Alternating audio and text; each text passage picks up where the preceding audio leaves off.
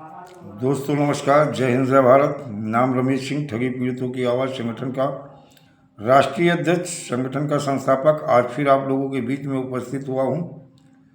दोस्तों एक लेटेस्ट जानकारी आ रही है। देखा जाए मध्य प्रदेश उच्च न्यायालय में यानी जबलपुर में एक याचिका डाली गई थी 13 दिसंबर को, और जो 13 दिसंबर को सन 2024 में डाली गई याचिका, इसमें जो है याचिकाकर्ता के वकील ने अपने पक्ष को रखा। याचिकाकर्ता एक मात्र शिकायत यह है कि उसने अनुलग्न P5 में निहित एक अभ्यावेदन प्रतिवादी संख्या 2 के समक्ष प्रस्तुत किया और उस प्राधिकरण को उस विचार करने वाले निर्णय लेने का निर्देश दिया जाना चाहिए।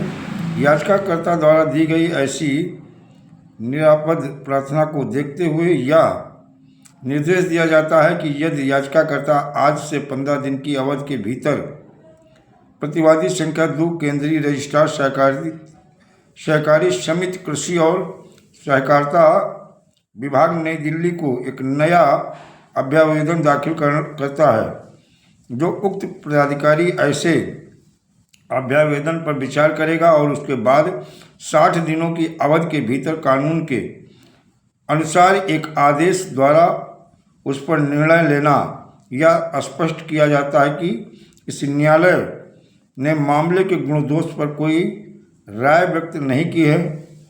तदनुसार रिट याचिका का निपटारा किया जाता है। देखा जाए कि वहीं इस समय न्यायालय में कई ऐसी याचिकाएं जो चाहे वो JCC को लेकर के हो या ह्यूमन्स को लेकर के हो या the Loni urban multi state credit cooperative society को लेकर हो या SCS को लेकर के हो या विश्वास को लेकर के हो या अन्य जो समीर अग्रवाल की साथ सोसाइटी उनको लेकर के काफ़ी याचिकाएं न्यायालय में पड़ रही हैं, और जो दिशाहीन याचिकाएं हैं वो खारिज भी हो रही हैं, और जो होम वर्कर के अधिवक्ता याचिकाएं को लगा रहा है या पिटीशन लगा रहा है उस पर सुनवाई भी हो रही है और कोई ना कोई अच्छा निर्णय भी आ रहा है। देखा जाए जो जबलपुर या ग्वालियर हाई कोर्ट की याचिका थी, लगभग उसी तर्ज पर ये भी एक आदेश हुआ है और 60 दिन का इसमें भी टाइम दिया गया है। दोस्तों एक चीज़ और आपको बता दें, बहुत सारे लोगों से अक्सर हम समझाते रहते हैं कि जो भी कम समय में अधिक लाभ देती हैं, चाहे वो कोई भी कंपनी हो या क्रेडिट कोऑपरेटिव सोसाइटी हो, ये अल्पायु होती हैं, इनकी बहुत आयु नहीं होती है, जिसको लेकर के एक जबलपुर हाई कोर्ट का एक और आदेश है।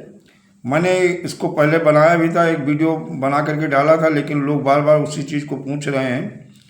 संजय कुमार मंडलोई उर्फ संजय पटेल, नारायण मंडलोई, उम्र लगभग 44 वर्ष, उनकी एक याचिका थी जिस पे सुनवाई हुई। सुनवाई करते हुए न्यायालय ने निम्नलिखित आदेश पारित किया या आवेदकों को आरोपित की ओर से CRPC की धारा 438 के तहत अग्रिम जमानत प्रदान करने के लिए दायर की गई पहली जमानत याचिका है, क्योंकि वे अपनी गिरफ्तारी की आशंका में हैं। अपराध क्रमांक 88/2021 के संबंध में जो पुलिस स्टेशन आष्टा जिला सीहोर की थी, जो IPC की धारा 420 और 409 मध्य प्रदेश निरपेक्षकों की हित की धारा 6(1) के तहत दंडनीय अपराधों के लिए दर्ज किया जाता है, इसके तहत थी।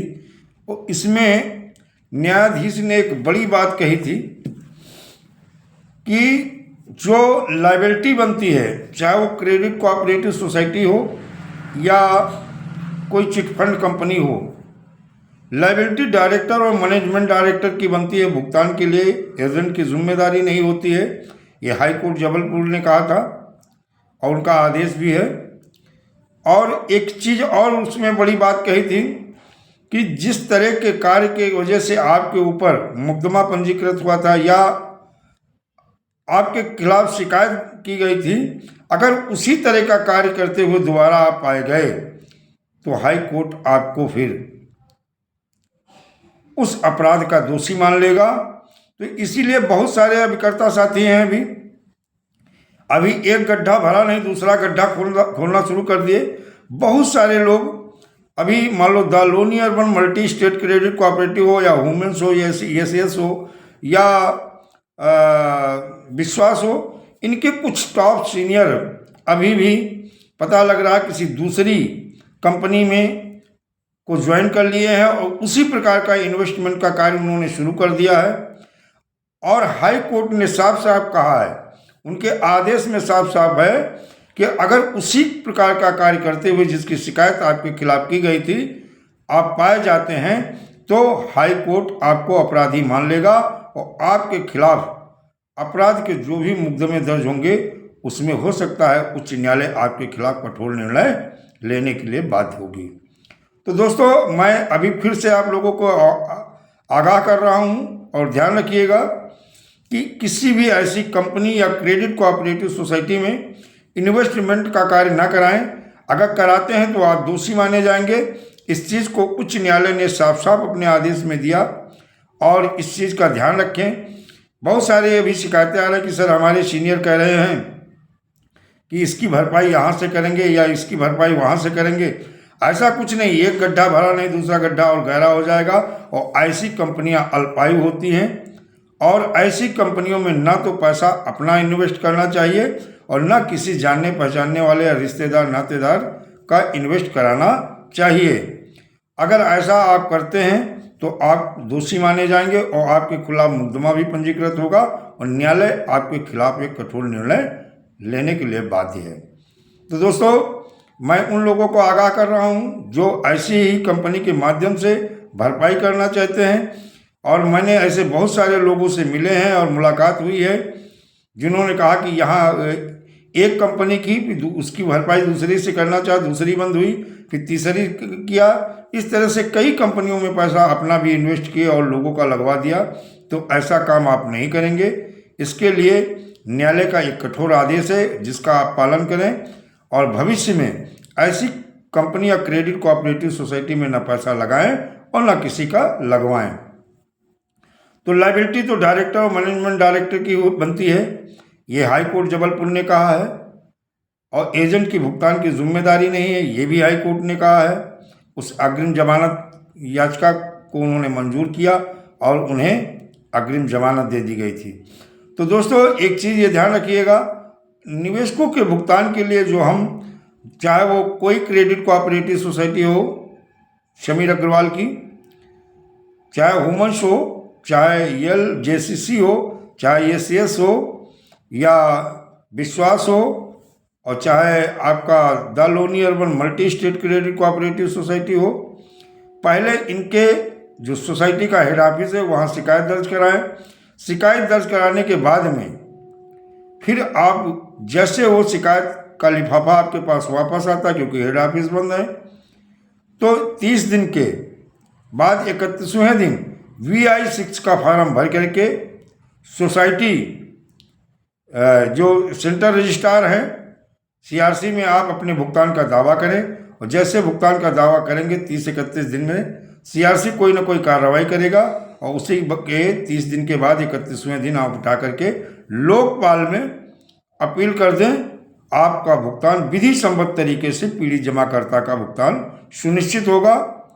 ये रूल्स है, ये नियम है और यही विधि सम्मत तरीका है और इसी के आधार से पीड़ित जमाकर्ताओं का भुगतान हो जाएगा और आपकी जो पीड़ा है, दर्द है, जो कलंक लगा है उससे छुटकारा आपको मिल पाएगा। और जो लोग अभी 25 तारीख का इंतज़ार कर रहे हैं, अब आप लोग करिए, बल्कि हम तो 25 तारीख की वो बात करते थे कि जो centre registrar high court Jabalpur और ग्वालियर को अपनी रिपोर्ट देने वाला था, मैं उसकी बात कर रहा था। लेकिन ये 25 की न्यूज़ कहाँ से आ रही है? हो सकता, मैं तो ईश्वर से प्रार्थना करता हूँ कि 25 तारीख को सोसाइटी शुरू हो जाए, लेकिन मुझे सोसाइटी शुरू होगी कि नहीं शुरू होगी ये जानकारी नहीं है मुझे। लेकिन 25 तारीख को जो सेंट्रल रजिस्ट्रार रिपोर्ट देगा हाई कोर्ट में, उसी का हम इंतज़ार कर रहे हैं और जैसे वो रिपोर्ट मिलेगी उसी के आधार से भुगतान के दावे शुरू करवाएंगे। बल्कि भुगतान के दावे हमने शुरू करवा दिए हैं और इसकी श्री गणेश लखनऊ से लेकर अन्य जनपदों में भी शुरू हो गई और पीड़ित जमाकर्ताओं का विधि सम्मत तरीके से भुगतान सुनिश्चित होगा। दोस्तों, जय हिंद, जय भारत, वंदे मातरम।